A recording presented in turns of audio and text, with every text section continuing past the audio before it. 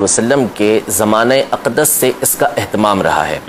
یعنی بخاری شریف کی یہ مشہور حدیث مبارکہ تو موجود ہے کہ نبی کریم صلی اللہ تعالیٰ علیہ وآلہ وسلم 3 دن تک باہر تشریف لاتے رہے. ٹھیک ہے. اور آپ نے تراویح کی نماز پڑھائی اور صحابہ کرام علیہم رضوان نے آپ کے پیچھے نماز پڑھی. پھر اس کے بعد جب صحابہ کرام علیہم رضوان اگلی رات کو آئے تو نبی کریم صلی اللہ علیہ وسلم اپنے حجرہ مبارکہ سے باہر تشریف لے کر نہیں آئے اور صحابہ کرام علیہم رضوان واپس چلے گئے. پھر حضور علیہ السلام نے یہ ارشاد فرمایا صبح میں کہ مجھے تمہارا شوق معلوم ہے لیکن خشیتو مجھے اس بات کا خوف ہوا کہ ان تفترض علیکم کہیں ایسا نہ ہو کہ یہ تمہارے اوپر فرض کر دی جائے تو اس لیے میں نہیں آیا.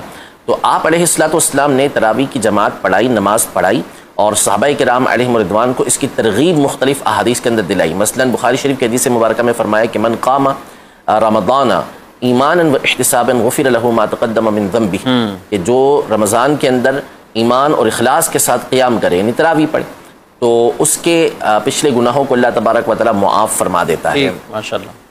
ایک تو یہ کہ نبی کریم صلی اللہ تعالیٰ علیہ وسلم نے پڑھائی نماز تراویح. ایک اور حدیث مبارکہ جو صحیح ابن خزیمہ کے اندر, صحیح ابن حبان کے اندر, سنن ابی داؤد کے اندر موجود ہے. سیدنا ابو ہریرہ رضی اللہ تعالیٰ عنہ اس حدیث پاک کے راوی ہیں کہ نبی کریم صلی اللہ تعالیٰ علیہ وآلہ وسلم ایک مرتبہ مسجد میں تشریف لے کر آئے رمضان کے اندر. تو آپ نے دیکھا کہ لوگ نماز پڑھ رہے, تراویح کی نماز پڑھ رہے تھے, لیکن کچھ لوگ مسجد کے گوشے کے اندر نماز پڑھ رہے تھے. صحیح. تو آپ نے فرمایا ما ہؤلاء یہ کیا ہے؟ تو عرض کی گئی کہ یہ کچھ لوگ ہیں کہ جن کو قرآن یاد نہیں ہے, یعنی حافظ قرآن نہیں ہے.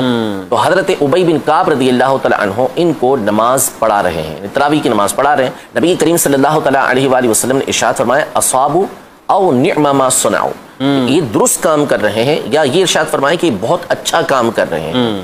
یہ حدیث مبارکہ مشہور کتابوں کے اندر موجود ہے. اس کے اوپر اگرچہ کہ سند کے اعتبار سے کلام ہے, لیکن ایک اور حدیث مبارکہ جو امام ابن وہب رحمۃ اللہ تعالی علیہ نے اپنی موطا کے اندر ذکر کی, امام مالک القرظی رحمۃ اللہ تعالی علیہ کے حوالے سے وہ اس کی مؤید ہے.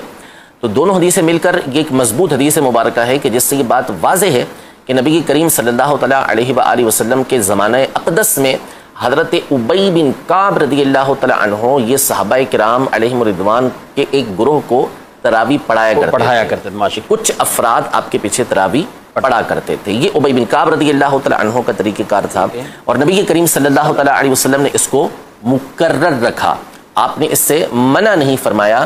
حافظ ابن عبد البر رحمۃ اللہ تعالی علیہ محدث ہیں, 5ویں صدی ہجری کے یہ بزرگ ہیں. موطا امام مالک کی ان کی عظیم شرح ہے التمہید لما فی المعطا من المعانی والاسانید. اس میں آپ یہ ارشاد فرماتے ہیں کہ نبی کریم صلی اللہ تعالیٰ علیہ وآلہ وسلم نے ان کو اس پر مقرر رکھا, باقی رکھا, بردیہ ہو, اور آپ نے اس پر باقی رکھ کر اس پر رضامندی کا اظہار کیا. فذالک سنت, اور نبی کریم صلی اللہ تعالیٰ علیہ وآلہ وسلم جب اس طرح کا فعل فرمائے تو وہ سنت ہوتی ہے. سنت 3 طرح کی ہوتی ہے, سنت قولی ہوتی ہے, سنت فعلی ہوتی ہے, سنت تقریری ہوتی ہے. سنت قولی کا مطلب ہے کہ نبی کریم صلی اللہ تعالیٰ علیہ وسلم نے کچھ ارشاد فرمایا, یہ کام کرنا ہے یا یہ کام کرو. فعلی کا مطلب حضور علیہ السلام نے کر کے وہ دکھایا. اور تقریری کا مطلب ہوتا ہے کہ نبی کریم صلی اللہ علیہ وسلم کے سامنے کوئی کام کیا گیا اور آپ علیہ السلام نے اس سے منع نہیں فرمایا, اس کو مقرر رکھا. تو اس کو بھی سنت کہا جاتا ہے. یہ بات کسی اہل علم کے اوپر مخفی نہیں ہے. حضرت ابی بن کعب رضی اللہ تعالیٰ عنہ نبی کریم صلی اللہ علیہ وسلم کے زمانے میں نماز پڑھایا کرتے تھے صحابہ کرام کے ایک گروہ کو. اچھا, اب حضرت عمر رضی اللہ تعالیٰ عنہ کے دور تک یہ سلسلہ چلتا رہا. حضرت عمر رضی اللہ تعالیٰ عنہ کی حدیث مبارکہ یہ بخاری شریف کے اندر موجود ہے. حضرت عبد الرحمن بن عبد القاری رضی اللہ تعالیٰ عنہ کہتے ہیں کہ میں حضرت عمر کے ساتھ مسجد کے اندر آیا نماز رمضان کے اندر, تو ہم نے دیکھا کہ لوگ الگ الگ نماز تراویح پڑھ رہے ہیں. کچھ گروہ, ایک گروہ کسی کے پیچھے پڑھ رہا ہے, کسی کے پیچھے پڑھ رہا ہے, کچھ لوگ اپنی اپنی نماز ادا کر رہے ہیں. تو حضرت عمر رضی اللہ تعالیٰ عنہ نے یہ ارشاد فرمایا کہ لو جمعت ہؤلاء علی قارئ, کہ اگر میں ان کو ایک قاری کے پیچھے جمع کر دوں تو لکان امثلا. یہ بات بہت اچھی ہے. پھر اس کے بعد حضرت عمر رضی اللہ تعالیٰ عنہ نے اس بات کا پختہ ارادہ فرما لیا کہ آپ نے ایک قاری کے پیچھے جمع کرنا ہے. تو آپ نے حضرت ابی بن کعب رضی اللہ تعالیٰ عنہ کے پیچھے ان تمام کو جمع کر دیا. دوسرے دن حضرت عمر رضی اللہ تعالیٰ عنہ جب تشریف لے کر آئے, عبد الرحمن بن عبد القاری یہ بھی ساتھ تھے, تو دیکھا کہ تمام کے تمام لوگ حضرت ابی بن کعب رضی اللہ عنہ کے پیچھے نماز پڑھ رہے ہیں. تو آپ نے فرمایا کہ نعم البدعۃ ہذہ, یہ کتنا اچھا طریقہ کار ہے, کتنا اچھا عمل ہے. یعنی پہلے لوگ الگ الگ بھی پڑھتے تھے, کوئی کسی کے پیچھے پڑھ رہا ہوتا تھا, لیکن اب کیا ہوا کہ سارے کے سارے ایک جگہ جمع ہو گئے. تو حضرت عمر رضی اللہ تعالیٰ عنہ نے جو نیا کام کیا تھا وہ یہ کیا تھا کہ سب کو ایک کے پیچھے जमा कर दिया। तरावी की जमात तो नबी करीम सल्लल्लाहु अलैहि वसल्लम से साबित थी, लेकिन यहाँ पर जो मसला था वो ये था कि आपने एक के पीछे सबको जमा कर दिया और उसको फरमाया कि ये नया तरीक़ेकार है लेकिन बहुत ही अच्छा तरीक़ेकार है। अच्छा, अब ये सवाल पैदा होता है कि हज़रत उबई बिन काब रज़ियल्लाहु तआला अन्हु जलीलुल क़द्र सहाबी हैं और नबी करीम सल्लल्लाहु तआला अलैहि वसल्लम के ज़माने में भी आप नमाज पढ़ा रहे हैं तरावी की, और हज़रत उमर रज़ियल्लाहु तआला अन्हु ने तो सबको इनके पीछे जमा कर दिया। तो हज़रत उबई बिन काब रज़ियल्लाहु तआला अन्हु कितनी रकातें पढ़ाया करते थे? अब सवाल यहाँ से, उबई बिन काब रज़ियल्लाहु तआला अन्हु कितनी रकातें पढ़ाया करते थे?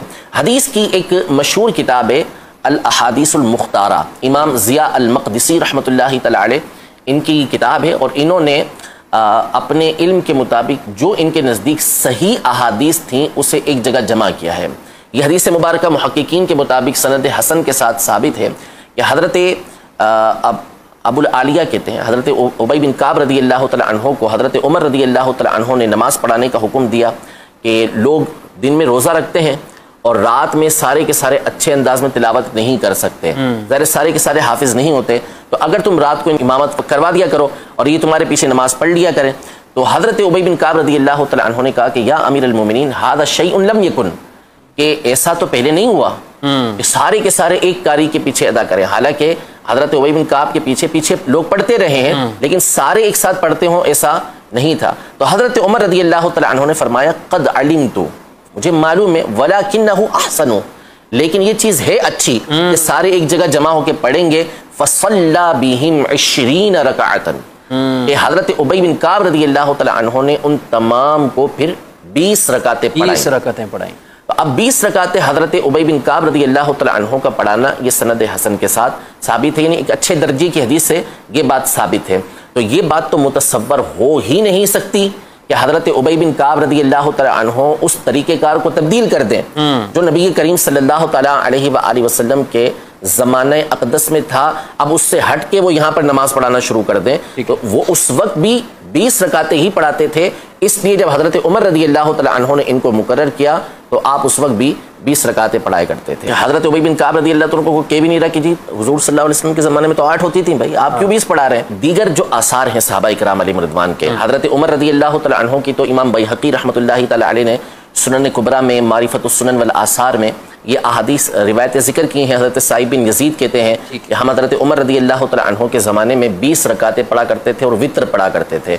इसी तरह इमाम इब्न अबी शैबा रहमतुल्लाहि तआला अलैह इन्होंने अपनी मुसन्नफ़ के अंदर ये रिवायत नकल की हज़रत अबुल हसना से कि हज़रत अली रज़ियल्लाहु तआला अन्हु ने एक शख्स को हुक्म दिया, यानी अपने ज़माने खिलाफत में, कि युसल्ली बिहिम फ़ी रमज़ान 20 रकाअतन, कि इनको रमज़ान के अंदर 20 रकातें पढ़ाएं। ठीक है, तो 20 रकातें पढ़ाने का हज़रत अली रज़ियल्लाहु तआला ने हुक्म दिया। हज़रत अली रज़ियल्लाहु तआला अन्हु के खुलफ़ा हज़रत शुतैर बिन शकल, इनकी रिवायत भी मुसन्नफ़ इब्न अबी शैबा के अंदर मौजूद है कि ये भी 20 रकातें पढ़ाया करते थे। इसी तरह इनके एक और शागिर्द सुवैद बिन गफला, उनकी रिवायत जो है वो अत्तारीख़ुल कबीर के अंदर इमाम बुखारी रहमतुल्लाहि तआला अलैह लेकर आए हैं, वो भी 20 रकातें रमज़ान के महीने के अंदर पढ़ाया करते थे।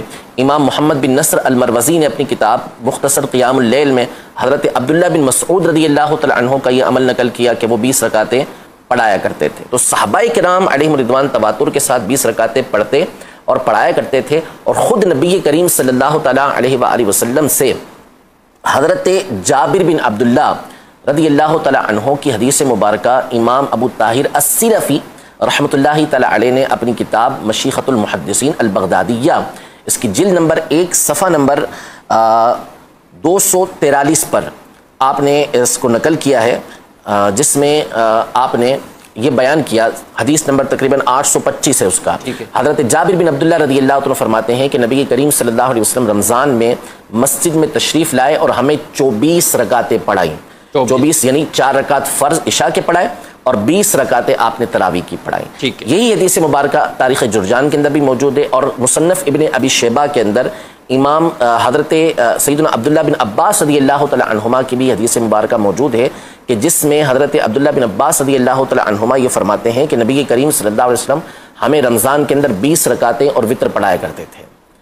तो अगरचे कि इनमें बाज़ सनदों के ऊपर कलाम है, लेकिन ये सारी मिलकर एक मजबूत हदीस बनती हैं और सहाबा का अमल इसके ऊपर ये तायद करता है इसकी। यानी बाज़ लोग कहते हैं कि जिस हदीसों पर कलाम है, भाई किस बुनियाद पर कलाम है? कि मुहद्दिसीन ने कलाम किया है। تو محدثین کا ایک اصول یہ ہے کہ جب کوئی حدیث کسی دوسری حدیث کے ساتھ ملتی ہے تو اس کو مضبوطی حاصل ہوتی ہے، وہ مؤید ہو جاتی ہے اور ایک اچھے درجے کی حدیث بن جاتی ہے، اور پھر صحابہ کا جو عمل ہوتا ہے وہ موقوف حدیثیں کہلاتی ہیں، اور موقوف حدیثیں جو ہیں وہ مرفوع حدیثوں کی مؤید ہوتی ہیں، یعنی اس کی تائید کرنے والی ہوتی ہیں، اس کو مضبوط کرنے والی ہوتی ہیں۔ تو یوں یہ تمام کا تمام ایک انتہائی مضبوط دلیل کے ساتھ ثابت ہے کہ نبی کریم صلی اللہ علیہ وسلم کے زمانے سے لے کر ہمارے زمانے تک، حرم سے لے کر پاکستان تک، مشرق سے مغرب تک آپ چلتے چلے جائیں تو آپ کو دنیا میں ہر مقام پہ تقریباً 20 رکعتیں پڑھنے والے ہی ملیں گے۔ یہ چند لوگ آپ کو پاک و ہند وغیرہ کے اندر ملیں گے کہ جن کا یہ موقف ہے، اور یہ بھی تقریباً 1830-40 کے قریب جو ہے نا وہ پہلا فتویٰ نکلا کہ جی 20 کی جگہ 8 رکعتیں پڑھی جائیں، ورنہ اس سے پہلے ہر مقام پر 20 رکعتیں ہی ہوا کرتے تھے۔ حدیث میں جو ایک پوسٹ وائرل ہوتی ہے نا کہ اماں عائشہ صدیقہ رضی اللہ عنہا سے جب پوچھا گیا، اور یہ حدیث بھی بخاری کی ہے، تو اس کے حوالے سے کہ جب ان سے پوچھا گیا کہ نبی پاک صلی اللہ علیہ وسلم کی نماز رات والی کیا تھی، تو انہوں نے فرمایا رمضان ہو یا غیر رمضان وہ 11 رکعتیں پڑھتے تھے، رمضان ہو یا غیر، اور یہ حدیث ہے بخاری شریف کی، اور اس میں ہے بھی یہ رمضان ہو یا غیر رمضان، تو کیا فرماتے ہیں؟ سب سے پہلی چیز تو اس میں خود آپ نے جو الفاظ ذکر کیے وہ یہ الفاظ تھے کہ رمضان ہو یا غیر رمضان، جی جی، تو خود یہ الفاظ بتا رہے ہیں کہ یہاں پر تراویح کی بات نہیں ہے، زبردست، یہاں بات ہے رات کی اس نماز کی کہ جو تراویح کے علاوہ ہے۔ میں نے شروع میں بتا دیا کہ قیام اللیل ایک الگ لفظ ہے، اور تراویح کے لیے حدیثوں میں قیام رمضان کا لفظ آیا ہے، وہ ایک الگ چیز ہے اور اس کو تراویح کہا جاتا ہے۔ تو اس کا مطلب ہے کہ یہاں جو حدیث میں سیدہ عائشہ رضی اللہ تعالی عنہا جو ارشاد فرما رہی ہیں وہ فرما رہی ہیں رات کی اس نماز کا کہ جو تراویح کے علاوہ ہے، کیونکہ رمضان کے علاوہ تو تراویح پڑھی ہی نہیں جاتی، اور یہاں پہ رمضان اور غیر رمضان دونوں کا سوال ہے۔ دوسری بات یہ کہ اس حدیث مبارکہ میں حضرت عائشہ رضی اللہ تعالی عنہا کا ایک سوال ہے کہ نبی کریم صلی اللہ تعالیٰ علیہ وآلہ وسلم سے، اس میں انہوں نے یہ جو 11 رکعتوں کی بات ہے، 11 رکعتوں سے مراد کیا ہے کہ 8 رکعتیں نفل پڑھیں اور 3 رکعت وطر پڑھیں، کیونکہ آپ علیہ الصلوۃ والسلام کا معمول تھا کہ آپ وطر جو ہے وہ تہجد کے آخر کے اندر پڑھا کرتے تھے، آخری کے اندر تہجد پڑھا کرتے تھے۔ تو حضرت عائشہ رضی اللہ تعالی عنہا نے نبی کریم صلی اللہ علیہ وسلم سے بخاری شریف کی اس حدیث مبارکہ کے آگے ہی حدیث مبارکہ ہے کہ سوال یہ کیا کہ یا رسول اللہ صلی اللہ تعالی علیہ وسلم اتنام قبل ان توتیرا، کہ آپ صلی اللہ تعالی علیہ وسلم وطر ادا کرنے سے پہلے آرام فرماتے ہیں؟ تو نبی کریم صلی اللہ تعالی علیہ وسلم نے ارشاد فرمایا کہ میری آنکھیں سوتی ہیں، دل نہیں سوتا، دل جاگ رہا ہوتا ہے میرا، تو یعنی ایسا کوئی اندیشہ ہی نہیں ہے کہ وطر ضائع ہو جائیں گے۔ اب یہاں پر جو بنیادی اعتبار سے بات ہے وہ یہ ہے کہ یہ جو نماز تھی یہ اٹھ کر نبی کریم صلی اللہ علیہ وسلم پڑھا کرتے تھے، آرام فرماتے تھے پھر اس کے بعد پڑھتے تھے۔ تراویح کب پڑھی جاتی ہے؟ سونے سے پہلے پڑھی جاتی ہے، نہ کہ سونے کے بعد پڑھی جاتی ہے، تو اس کا مطلب ہے کہ یہ تراویح کے علاوہ کوئی اور نماز تھی۔ تیسری بات یہ کہ تراویح پڑھنے کا جو سلفن خلفن طریقہ کار ہے وہ کیا ہے، 2 رکعتیں کر کے پڑھی جاتی ہیں، اگرچہ کہ 4 رکعتیں بھی پڑھی جا سکتی ہیں، 8 رکعتیں بھی پڑھی جا سکتی ہیں، لیکن ہمیشہ معمول کیا رہا ہے، چاہے وہ 8 پڑھنے والے ہوں چاہے 20 پڑھنے والے ہوں، 2 کر کے پڑھتے ہیں۔ اسی حدیث مبارکہ میں جو آپ نے ذکر کی اس میں یہ ہے کہ نبی کریم صلی اللہ تعالی علیہ وسلم 4 رکعتیں پڑھتے تھے۔ فلا تسل عن حسنہن وطولہن، حضرت عائشہ نے فرمایا 4 رکعتیں پڑھتے تھے، ان کے طول اور خوبصورتی کے بارے میں نہ پوچھ کہ کتنی لمبی پڑھا کرتے تھے، کتنے بہترین انداز میں نبی کریم صلی اللہ علیہ وسلم نماز پڑھا کرتے تھے، پھر 4 رکعتیں پڑھتے تھے، پھر اس کے بعد 3 رکعتیں ادا کیا کرتے تھے۔ یہ بات تو اس کا مطلب ہے کہ یہ طریقہ کار ہی جدا تھا، یہ رات کی نماز تھی کہ جو 4 کر کے نبی کریم صلی اللہ تعالی علیہ وسلم پڑھا کرتے تھے۔ آخری بات، یہ جو نبی کریم صلی اللہ تعالی علیہ وسلم کا طریقہ کار ہے کہ آپ 11 رکعتیں رمضان اور غیر رمضان میں تہجد کے اندر پڑھا کرتے تھے، یہ اکثری ہے، اغلبی ہے، ہمیشہ ایسا نہیں تھا۔ بخاری شریف کے اسی مقام پر حضرت مسروق نے جب حضرت عائشہ رضی اللہ تعالی عنہا سے سوال کیا کہ نبی کریم صلی اللہ علیہ وسلم کی رات کی نماز کا کیا معاملہ تھا، تو حضرت عائشہ رضی اللہ تعالی عنہا نے فرمایا کہ 7 و 9 و 11، تو حضور علیہ الصلوۃ والسلام کبھی 7 پڑھا کرتے تھے، کبھی 9 پڑھا کرتے تھے، کبھی 11 پڑھا کرتے تھے، اور بعض دیگر روایتوں کے اندر بخاری مسلم کی روایتوں سے یہ بات ثابت ہے کہ اس سے بھی زیادہ نبی کریم صلی اللہ علیہ وسلم پڑھا کرتے تھے۔